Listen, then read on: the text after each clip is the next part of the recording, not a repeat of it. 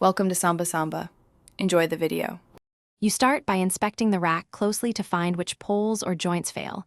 This tells you whether you need screws, epoxy, or a replacement tube. Once found, remove loose hardware and clean contact surfaces so repairs stick.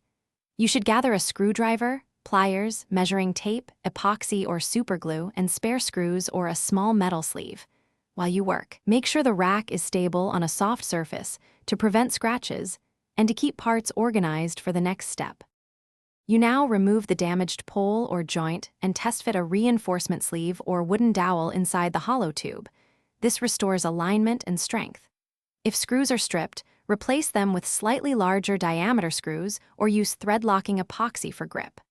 Apply a thin bead of epoxy inside the joint, insert the sleeve, and align pieces precisely.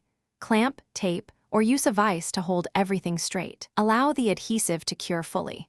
This prevents refailure under load when you reassemble the rack.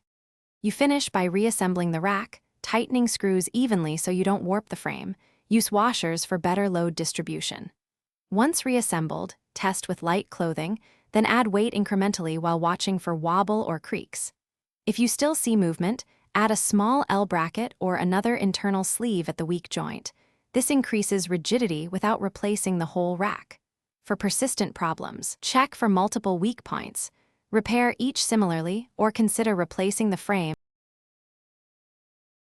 Thanks for watching. Consider subscribing if we helped you.